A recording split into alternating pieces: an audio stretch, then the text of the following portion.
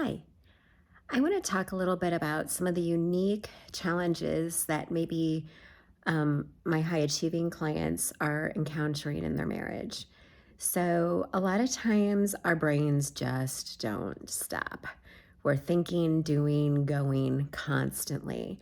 And if your partner is not like minded, which is often the case because opposites attract, and sometimes we need that other type of person to balance us out. I know my husband really helps me balance and slow down and seems to know when I need a break. And he'll, run a hot bath for me or say, okay, I'm taking the laptop away now because I can see you're oversaturated.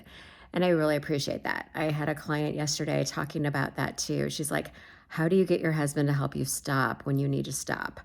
And so basically, it's being attuned to each other. So, what that means is that not that he can read your mind or you can read his mind, but that he realizes, like, she's been working too long. She needs a break. Or, she looks oversaturated and overwhelmed right now. And that might be with something around the house, like, cleaning and cooking or whatever.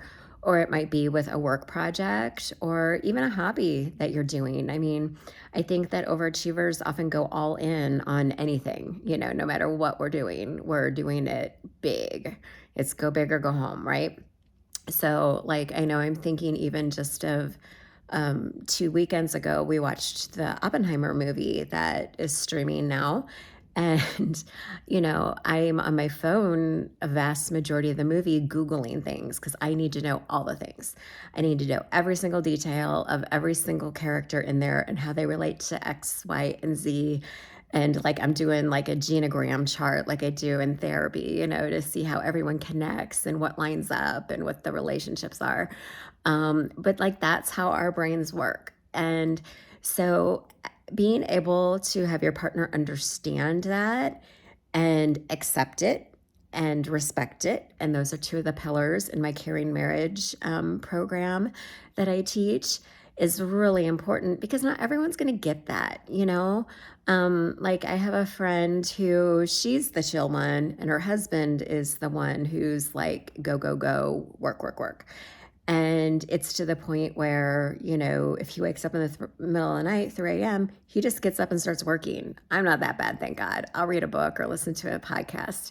But, we sometimes need that person who can reel us back in and make us stop and smell the roses. Or, like, literally, sometimes my husband will be like, okay, put your work down, and he'll, take my hand and take me outside to show me a really beautiful sunset that I would miss if I was left to my own devices.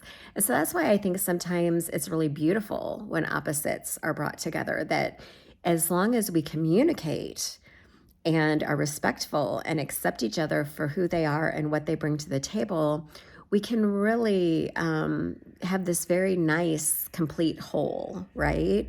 So it's like the yin and the yang brought together.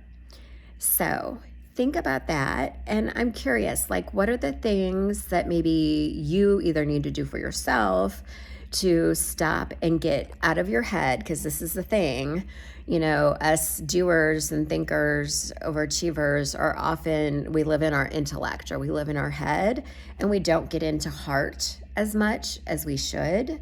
And that might serve you well in your career, but it is not going to serve you well in your relationships, not just in your marriage, but like in your friendships, in your, all of your relationships with your family.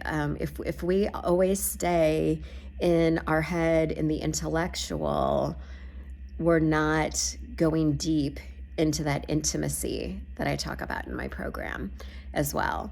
And so if any of this relates to you, please check out some more of my videos or reach out to me and see if you would like to work together or would just like to do a free 30-minute chat to learn more about how I can help you up-level your marriage and achieve the marriage of your dreams. Bye.